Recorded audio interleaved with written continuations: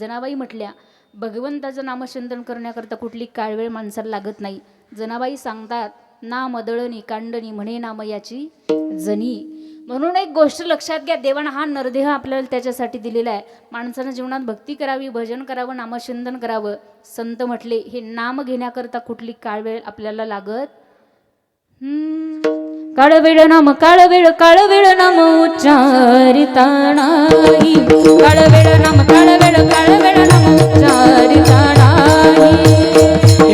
काळवेळ नाम काळवेळ नाम काळवेळ दोन्ही पक्ष पायी उतराची.